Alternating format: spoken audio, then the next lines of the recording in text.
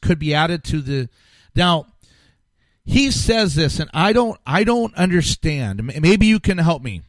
You can email me at eric@the-informant.com, or you can go on social media or magabook.com and just say, Eric, this is why, according to this report, this is why they keep saying 11 to 22 million illegal aliens. So he's saying that wages can be hurt for blue-collar workers if 1.5 million more illegal aliens are added to the 11 to 22 million illegal aliens are here. Harvard did a study where they're saying it's closer to 30 to 40 million.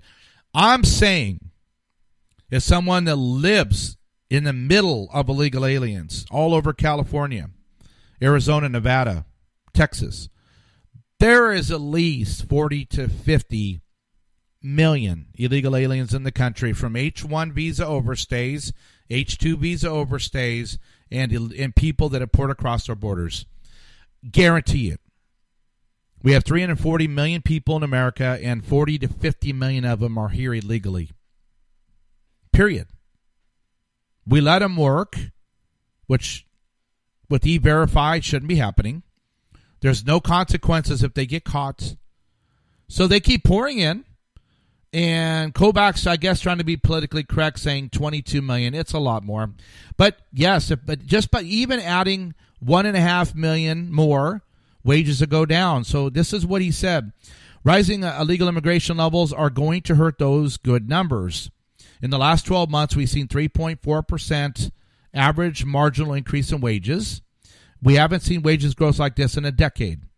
We're seeing tens of thousands of unskilled, largely unskilled, being brought into the market right off the caravans, and that is going to have a negative effect on wages. We're undercutting the process that the President administration has been trying to do that he's going to make in wage growth. Pretty straightforward, isn't it? Supply and demand. I had somebody ask me this at my job. Her family, she's Hispanic, and a lot of people she knows are illegal aliens. Why is housing so expensive in America now?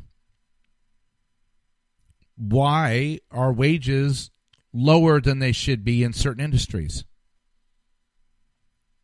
Because of immigration. Massive immigration. America practically, think with me, honestly, America could stop all immigration and we would be fine. We could deport all the illegal aliens and we would be fine. We would be fine. We wouldn't lose $120 billion a year funding the livelihoods of illegal aliens in America. $120 billion a year. We would have basically no unemployment, and people would have to pay more. The employers would. There is your income redistribution. Without doing a mandated minimum wage of $15, you just have more qualified workers, but because the economy has added so many jobs, you'd have job openings that the employer would have to say, God, we got 500 jobs we need filled, and there's only 600 people looking for work in this industry, so how do we get our share of the 500? We better pay a lot, and wages go up. So it's the opposite. No flooding of illegal immigrants, no flooding of H-1, H-2 visas. Wages go up for the citizens that are here. The actual American citizens benefit. Why do you think anytime, if it's Kennedy to Reagan to President Trump, when the tax rates are lowered, the revenue goes up for the Treasury and the economy takes off? So it's that straightforward when it comes to the divided states of America. So if you're like me as a conservative independent, you're like, well, I agree with Chris Kobach because I said it before I read his article. if the 1.5 million doesn't come in and we deport 5 million, then the people that are getting the wage increases are actually going to get even more, because all of a sudden there's going to be a shortage of workers. But you don't fret, because what you do then is you go to the junior highs and the high schools and the colleges and you say, instead of you taking basket weaving or German or art, these are 10 industries guaranteed great work right out of school. Great work. You take the talent coming out of the schools and you direct them and say, here is your range of jobs right now, so you don't have to go sit at home and complain that you can't find a job, that you can't pay your student loans back, that it's not fair, that there should be income redistribution, somebody should pay your loans off. No, there would be so many jobs, but you have to be able to say, I actually wanted to be an artist, but if I can go over to that machine shop and make $30 an hour and do my art on the side, I'm living pretty nice. And then taxes can come down more because more people will be working, which will put more money into the treasury, so then they won't have to have high tax rates. If you do the opposite, if you flood the market, too many people here, robotics are taking jobs, then what happens? People get on aid, the treasury's short on money, and they have to raise taxes. It's not that complicated. It just comes down to nationalism, comes down to capitalism, comes down to free enterprise, comes down to what's worked with JFK, Ronald Reagan, and President Trump versus what has not worked with Barack Hussein Obama. It's that simple. So the weird thing about it is, and Ocasio-Cortez, who's just making a total fool of herself. Every night I have so much I can say about her, but she would take up the whole show.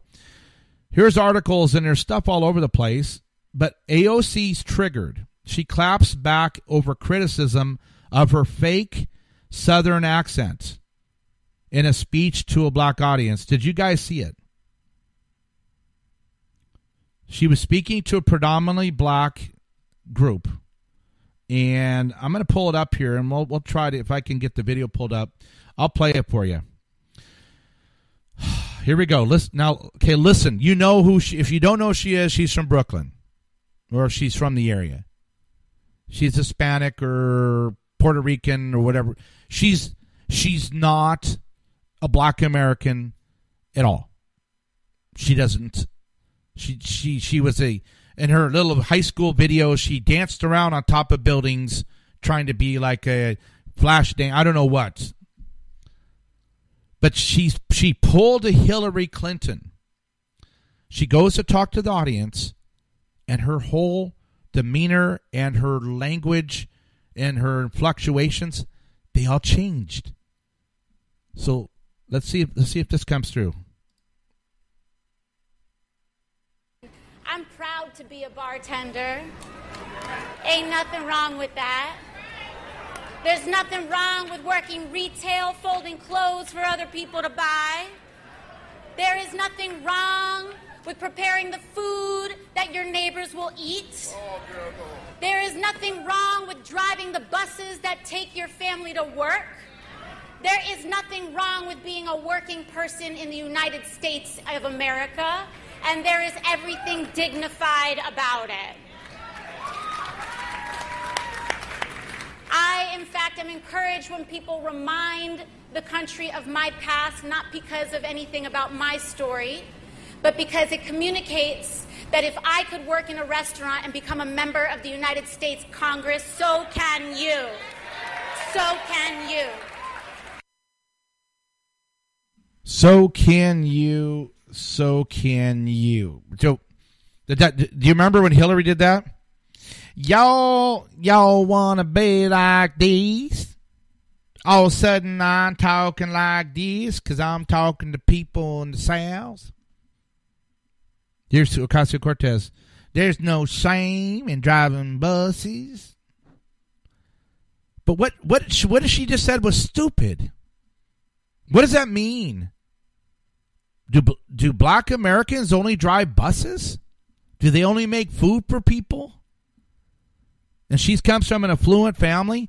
When people talk of my background, like if you knew that I was just a poor Puerto Rican girl and then I made myself into Congresswoman, isn't that great? Oh, seriously. There's articles after articles after articles. Let's see. This is the one about. Well, I'm not going to go into all these. By the way, did you see the Gillette? Did you see their new ad? This is from the Gateway Pundit. Gillette Venus celebrates morbid obesity in new social justice warrior ad promoting beautiful women of all shapes and sizes. You have to see it. She probably weighs 350 pounds. But they're saying it's beautiful. Being morbidly obese, sick, because when you're that heavy, you're killing yourself. But they want to promote that, just like they put out that commercial a month ago about real men, how to get rid of your toxic masculinity. So this picture of men, they're all like, just like real passive, wearing the trendy clothes, and they're real gentle with everything, and everything's real gentle in the situation, and they're compassionate and just so kissy. It's that social justice warrior Ocasio-Cortez. I was talking to my wife. I go, why do they listen to her? Her new Green Deal, getting rid of cows. She was wrong about the internment camps, the dates, and the president wasn't even in office, and she's just wrong on everything. Now she's trying to talk like a different community. Well, the thing that really makes her mad, and a lot of them, is that I mentioned earlier, and I'm going to bring it up again. This is from Rasmussen Reports, the daily presidential tracking poll, Friday, April 5th. The Rasmussen Reports daily presidential tracking poll for Thursday shows that 51% of likely U.S. voters approve of President Trump's performance. That's compared to Obama. He's spanking him big time when he was running for office at the same point. What do you guys think? President Trump, the wall is getting restructured. The Army Corps of Engineers says that 450 miles will be done by 2020. Now, obviously, there's still somebody in the way, and that is here from Gateway Pundit. House Democrats sue to block President Trump's border wall. House Speaker Nancy Pelosi announced Thursday that the House Democrats will sue to stop President Trump's emergency declaration on the U.S.-Mexico border. There's already states that are suing. Both the House and the Senate tried to block President Trump's national emergency with the resolution. President Trump vetoed it. So Pelosi announced, it came out of committee. Of course, it went on party lines. They have something called a bipartisan. Pelosi announced that the bipartisan legal advisory group, which is comprised of 5 people, 3 Democrats and 2 Republicans, that they voted to authorize a lawsuit challenging the president's decision to transfer funds from appropriated accounts to his border wall. Remember, he had the military transfer $1 billion over. So she wants to sue again. Because even though Calexico shows what a little bit of money can do, the Border Patrol says that the 75% drop in illegal alien crossing, 65% drop in violence against the Border Patrol agents, she wants to sue.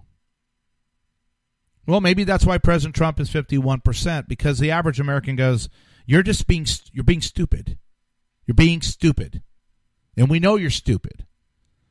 The only people that don't know that